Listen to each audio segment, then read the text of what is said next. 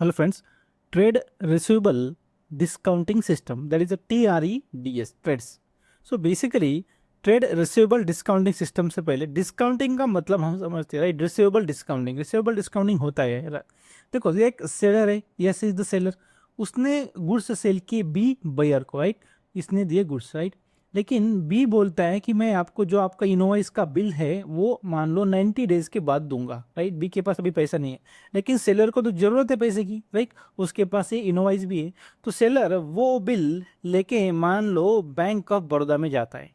Bank of Baroda बोलता है okay मैं आपको पैसे दूंगा, लेकिन ये आपके मान लो ये 1,000 रुपये का इसको आना था, सेलर को 1,000 रुपये बी से मिलने थे। फिर बैंक ऑफ बड़ौदा बोलेगा ठीक है आपको ये 90 डेज के बाद मिलेंगे, मैं आपको 900 रुपये दूंगा राइट। सो 900 रुपये सेलर को इमीडिएटली मिलेंगे। 3 महीने के बाद 1,000 रुपये मिलने थे, वो बिल लेके बड़ौदा बैंक में गया, बड़ौदा बैंक ने उसको 900 रुपये दिए। मतलब क्या प्रॉफिट बैंक ऑफ बड़ौदा का वो 100, वो बैंक ने इंटरेस्ट और जो फीस था वो एडवांस में ही काट लिया राइट। ये हो गया बैंक का प्रॉफिट और सेलर को मिल गया तुरंत पैसा राइट। लेकिन ये बैंक ऑफ बड़ौदा कब, फिर बैंक ऑफ बड़ौदा को कब मिलेगा, ये जो 90 डेज के बाद बी सेलर को देने वाला था वो देगा बैंक ऑफ बड़ौदा को राइट। ये होता है डिस्काउंटिंग, रिसीवेबल डिस्काउंटिंग राइट। अब समझते हैं TReDS. TREDS TReDS is the electronic platform designed for financing or the discounting trade receivable of MSME from various buyer including the corporate, government department and the public sector undertaking। समझो TReDS क्या है, basically financing या फिर discounting mechanism है right. ये financing और receivable discounting करता है किसके लिए, एमएसएमई के लिए। First important beat for exam point of view, TReDS is specially designed for the MSME right. Mainly the MSME sellers are there on the TReDS okay. लेकिन buyer कौन सा है, including the big corporates, even government department और the public sector undertaking can be the buyer on the TReDS. So basically TReDS क्या है, देखो trades एक electronic platform है। ट्रेड्स एक इलेक्ट्रॉनिक प्लेटफॉर्म है जहाँ पे बायर और सेलर मिलते हैं राइट। और वहाँ पे देखिए डिटेल में हम इसका मैकेनिज्म समझते हैं, पहले थियोरेटिकल पार्ट करेंगे। RBI had issued the guideline for trades in 2014 right. सबसे पहले इंपॉर्टेंट, फर्स्ट टाइम RBI ने 2014 में ट्रेड्स की गाइडलाइन जारी की थी। गाइडलाइन अलाउ द फाइनेंसिंग और the discounting of the MSME receivable on without recourse by approved financial. What do you mean by without recourse. Recourse का मतलब क्या है, सबसे पहले देखो रिकोर्स का मतलब होता है simply liability right. Without recourse मतलब क्या, लायबिलिटी नहीं लेना है। विदाउट रिकोर्स मतलब लायबिलिटी के बिना राइट। सो 2014 में फर्स्ट टाइम आरबीआई ने गाइडलाइन जारी करी और आरबीआई ने बताया कि विदाउट रिकोर्स भी आप डिस्काउंटिंग कर सकते हो। It is very very important, जब हम इसका मैकेनिज्म समझेंगे तब आपको पता चलेगा how it work. It is very interesting TReDS mechanism. See currently 4 entities operate the on TREDS platform. Basically अभी 4 एंटिटीज है राइट। कौन कौन सी देखिए, RXIL, invoice smart, C2 TReDS and M1 exchange right. ये नेम जो है वो आपको ध्यान में रखने हैं राइट। बेसिकली 4 ही एंटिटी अभी ट्रेड प्लेटफॉर्म पे काम कर रही है, आपको याद रखना पड़ेगा राइट। एग्जाम में आपको पूछा जाएगा which are the following is not operating on TReDS platform right. So याद रखना है, invoice smart very easy to remember, M1 exchange very easy to remember, C2 TReDS and RXIL right. ये आपको ध्यान में रखने ही पड़ेंगे right, important exam point of view के। Now next, a recent budget announcement has reduced the turnover threshold for a buyer registration on trades platform to 250 CR right. So देखिए TReDS में सेलर तो फिक्स है, seller कौन है देखिए MSME seller है, trades में फिक्स है, यहाँ पे ट्रेड्स है राइट।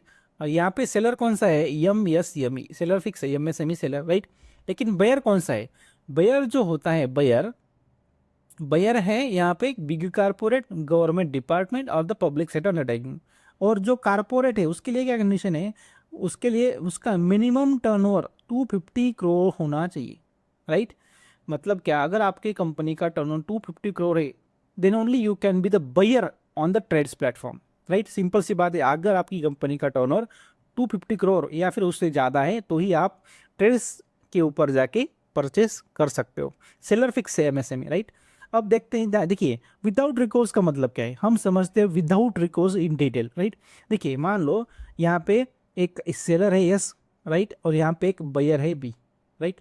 सेलर ने मान लो बायर बी को कुछ गुड्स सोल्ड किए राइट, और in that return buyer has to support you some money, right. लेकिन बायर बोलता है अभी मेरे पास पैसे नहीं है, मैं आपको 30 डेज के बाद, मान लो 90 डेज के बाद आपको मैं पैसे दूंगा। मान लो वो अमाउंट था 1000, राइट। लेकिन सेलर को तो अभी चाहिए, और जो सेलर है यस, वो मान लेते हम SBI का कस्टमर है, राइट। सो SBI का कस्टमर है तो SBI के पास जाएगा, right. Seller is the customer of SBI, तो SBI के पास जाएगा। SBI उसको बोलेगा कि कोई बात नहीं, हम आपका जो बिल है उसको हम डिस्काउंट करते हैं, राइट। सो SBI उसको 900 रुपये देगा, और 100 rupees as interest and fees advance में SBI अपने पास रखेगा, जो SBI का प्रॉफिट है, राइट। तो ये हो गया बिल डिस्काउंटिंग किया, राइट। मान लो बी बोल रहा था कि मैं 90 डेज के बाद आपको पैसा दे पाऊंगा, राइट। बी बायर है, बी क्रेडिट पे माल उठा रहा है, तो 90 दिन के बाद अगर वो पैसा देने को रेडी है, मतलब क्या, 90 डेज के बाद वो पैसा ड्यू होगा, मतलब पेएबल होगा बी को, बायर को। SBI वो किसको देगा, वो सीधा अभी SBI को देगा। लेकिन अगर बायर ने मना कर दिया कि SBI को कि मेरे पास पैसा नहीं है, मैं नहीं दे पाऊंगा, तो SBI किससे पैसे लेगा? देखिए SBI पैसे सेलर से ही रिकवर करेगा, राइट। अगर वो सेलर से ही रिकवर करेगा तो इसका मतलब हो गया विथ रिकोर्स, विथ रिकोर्स मतलब क्या, लायबिलिटी सेलर के पास ही है, राइट। मतलब with recourse of the seller, right. अगर इस चीज में ये होता है कि SBI पैसा बायर से ही SBI को रिकवर करना है कंपल्सरी, राइट। तो ये हो गया विदाउट रिकोर्स, मतलब क्या, पैसा जिसको दिया अगर उसकी लायबिलिटी बनती है मतलब वो विथ रिकोर्स हुआ, राइट। जनरली ये सेलर के पास होता है, राइट। अगर विदाउट रिकोर्स मतलब क्या, जिसको पैसा दिया बैंक ने, अगर बैंक उससे रिकवर नहीं करेगा, राइट, अदर पार्टी से रिकवर करेगा, जहाँ पे SBI ने पैसा दिया था सेलर को। लेकिन अगर ये केस विदाउट रिकोर्स है तो बायर से ही रिकवर करना पड़ेगा SBI को।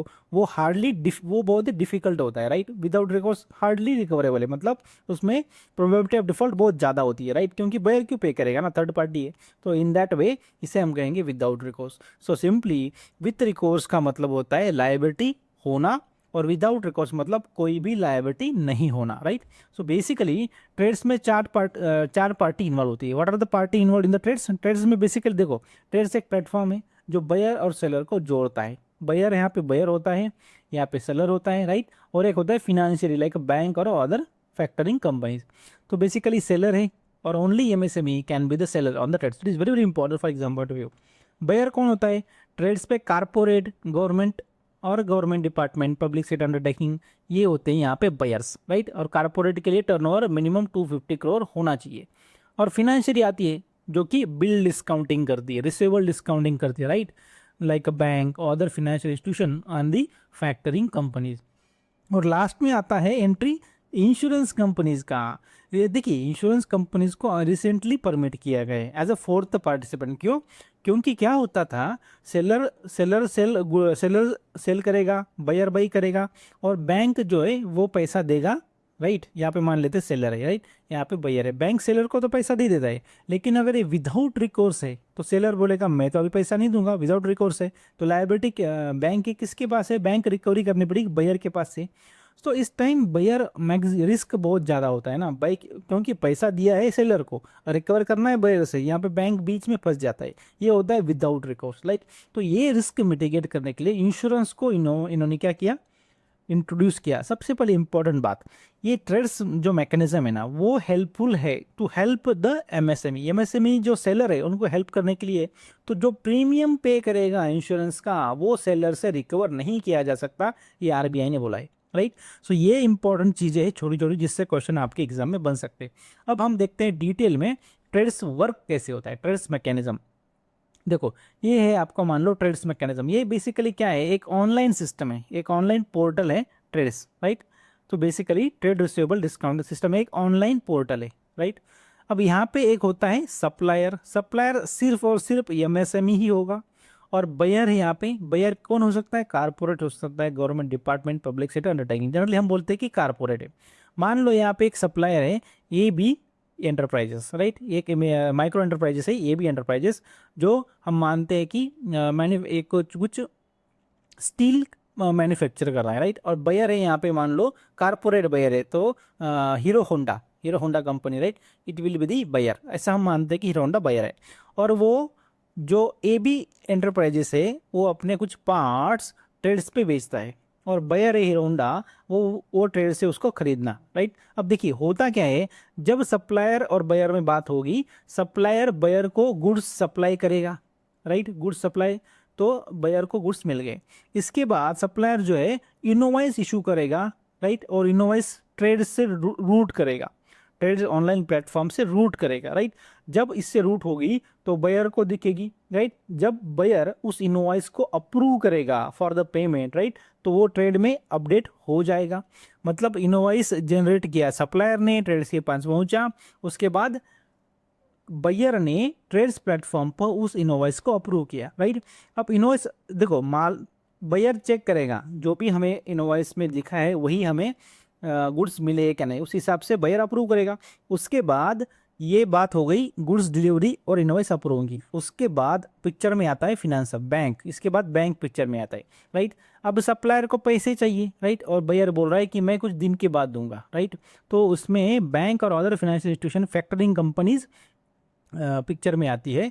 और फिर सप्लायर क्या करेगा, अप्लाई करेगा for the invoice financing, that is what the receivable discounting, right. जो भी बिल है, राइट, उसके लिए फिर सप्लायर अप्लाई करेगा फिर बिल डिस्काउंटिंग के लिए।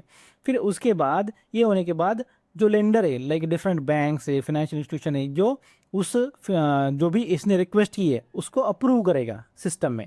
उसके बाद मान लो जो भी एग्रीमेंट है उस हिसाब से बैंक अपना फीस काटेगा, इंटरेस्ट एडवांस में काटेगा और सप्लायर को पैसा मिलेगा, राइट। उसके बाद financing to the supplier, supplier को पैसा मिला, और रेमिट पेमेंट एट मैच्योरिटी। मान लो इन दोनों में एग्रीमेंट हुआ था कि 90 डेज के बाद ये पैसा देंगे, राइट, मतलब 90 डेज के बाद बायर जो है वो बैंक को पैसा रिटर्न करेगा, राइट। बेसिक मैकेनिज्म है, सेम लाइक डिस्काउंटिंग, राइट। अभी सेलर ने माल बेचा है, बायर ने परचेस किया है, बायर के पास, बायर मान लो 30 डेज के बाद, 90 डेज के बाद अगर वो पैसा देने वाला है, तब तक लेंडर उसको सप्लायर को, एमएसएमई सेलर को पैसे देता है, राइट। ये बेसिक स्ट्रक्चर है ट्रेड्स का। अब यहाँ पे कभी कभी होता क्या है, लेंडर को ड्यू डेट होने के बाद भी बायर पैसा नहीं देता, राइट। तो इस चीज़ में हमें क्या, यहाँ पे आरबीआई ने इसी रिस्क मिटिगेट करने के लिए इंश्योरेंस को इंट्रोड्यूस किया है, राइट, ताकि इंश्योरेंस होने से वजह से बैंक जो है लेंडर वो फंसे नहीं, राइट। बैंक को अपना इंश्योरेंस से पैसा रिकवर हो सके था जब अगर कोई बायर डिफॉल्ट हो गया तो, राइट। सो ये लेकिन इंश्योरेंस का जो प्रीमियम है वो आरबीआई कहता है कि आप एमएसएमई सेलर से रिकवर मत करो, क्योंकि ये प्लेटफॉर्म ही to help the MSME seller, इसके लिए ही बनाया गया है, राइट। सबसे इंपॉर्टेंट बात, इंश्योरेंस प्रीमियम जो है वो सेलर से, एमएसएमई सेलर से रिकवर नहीं किया जाएगा। आई रिपीट, इसका स्ट्रक्चर कैसा समझिए, सेलर गुड्स सप्लाई करेगा, बायर उसको एक्सेप्ट करेगा, फिर सेलर इनवॉइस भेजेगा, बायर उस इनवॉइस को एक्सेप्ट करेगा, उन दोनों में एग्रीमेंट हो जाएगा, राइट। तो बायर क्या है, ड्यू डेट के बाद पैसा देने वाला है, राइट, लेकिन सप्लायर को पैसा अभी चाहिए, तो lender like different banks, financial institution यहाँ पे पिक्चर में आ जाते हैं और वो पैसा देते थे सप्लायर को, राइट। और यहाँ पे मान लो 90 डेज के बाद, ड्यू डेज के बाद बायर को पैसा देना है लेंडर को, लेकिन लेंडर को लगता है रिस्क, बैंक को लगता है रिस्क, तो बैंक क्या लेता है, इंश्योरेंस लेता है इस चीज़ का, ताकि बायर डिफॉल्ट ना हो। In case of default bank safe रहे। और इंश्योरेंस का प्रीमियम हमेशा सप्लायर से रिकवर नहीं किया जा सकता एट एनी कॉस्ट, आरबीआई कहता है, राइट। तो ये बेसिकली है ट्रेड्स प्लेटफॉर्म। देखिए, transaction under the TReDS are conducted without recourse basis, that is very very important, I have already told you. सबसे यहाँ पे इंपॉर्टेंट बात यही है कि ट्रेड्स में जो भी ट्रांजैक्शन हो रहे हैं वो विदाउट रिकोर्स हो रहे हैं। मतलब यहाँ पे देखिए, बेसिकली एमएसएमई सेलर को बेनिफिट देने के लिए बनाया है, राइट। तो इससे प्रीमियम, ना ही इंश्योरेंस का प्रीमियम मिलेंगे और ना ही इससे कोई रिकोर्स है, मतलब इससे ना ही कोई लायबिलिटी है। तो लायबिलिटी पूरी पूरी डिफॉल्ट होने की आइदर बैंक रिस्क लेगा या फिर बायर लेगा, राइट। इस सबसे इंपॉर्टेंट बात यहाँ पे एग्जाम में क्वेश्चन बन सकता है कि TREDS, the trades is conducted without recourse or with recourse. Always remember, trades is the without recourse to MSME. To MSME मतलब to seller, right? मतलब liability seller की नहीं रहेगी, without liability. Those entity with a minimum paid up capital of 25 crore who wish to set up the trades platform should obtain the authorization from RBI under the Payment and Settlement Act. It is very very important. Who can start the trades platform? Simply, the company should have 25 crores of the paid up capital and RBI से उसको permission लेनी चाहिए, right. और वो permission RBI कौन से act के अंदर देगा, payment and settlement act, right. यहाँ पे एक लाइन में 3 क्वेश्चन आपको एग्जाम पॉइंट ऑफ व्यू से मिलेंगे। अगर कोई प्लेटफॉर्म चालू करना चाहता है ट्रेड्स का, उसे 25 करोड़ का कैपिटल चाहिए, आरबीआई से परमिशन चाहिए और RBI payment and settlement act के अंदर उसको परमिशन देगा। there will be an agreement between the participant of the trades transaction. Trades platform is not responsible if buyer default, मतलब सिंपली buyer अगर डिफॉल्ट हो गया तो रिस्पॉन्सिबिलिटी किसकी है? ट्रेड प्लेटफॉर्म की नहीं है और ना कि एमएसएमई सेलर की है, क्योंकि ये विदाउट रिकोर्स है, राइट। तो इसीलिए जनरली जो रेटेड बायर्स है, देखिए यहाँ पे फर्स्ट क्राइटेरिया क्या रखा है, बायर्स का टर्नओवर 250 करोड़ से ज़्यादा होना चाहिए। मतलब क्या, बिग कारपोरेट्स आएंगे लाइक अडानी, अंबानी और the different companies, big corporates यहाँ पे आएंगे परचेज करने के लिए। और ये भी जनरली जो भी परचेजर है उसका रेटिंग भी देखा जाएगा, right.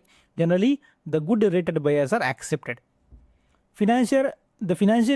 The financiers typically avoid bidding for the payable for low rate. Obviously जिन बायर का रेटिंग लो है, राइट, उसके लिए कौन बिडिंग लगाएगा, राइट। देखिए यहाँ पे बिडिंग का भी प्रोसेस होता है, right.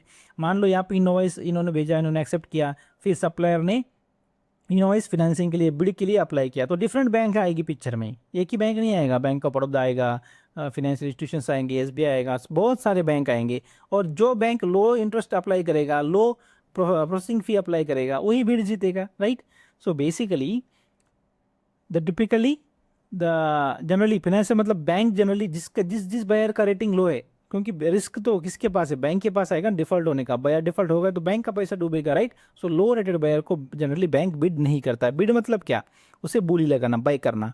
Insurance policy is introduced, that's why insurance facility is introduced and the premium is not paid by the seller. Always remember, premium is not collected from the seller. The financiers will bid for factoring in needs. Upon bid acceptance, the funds will be credited to the seller's account within T+2 days. Obviously एक बार bidding हो गई तो जो seller है उसके account में T+2 days में पैसा जाएगा। टी मतलब क्या, आज अगर प्रोसेस हुआ, ट्रांजैक्शन आज हुआ, राइट, तो उसके 2 दिन बाद ही पैसा सेलर, मतलब with in 2 days basically seller को पैसा मिलेगा, right. So exam point of view से याद रखना है, T+2 डेज में ट्रेड्स पे ट्रांजैक्शन सेटल होते हैं, राइट। सो ये था test. Don't forget to subscribe Banker Zone, हमारा टेलीग्राम चैनल भी ज्वाइन कीजिए, और हमारा एक एंड्रॉयड पे एप्लीकेशन है बैंकर जोन CIB, उसे डाउनलोड करना मत भूलिए। Thank you friends.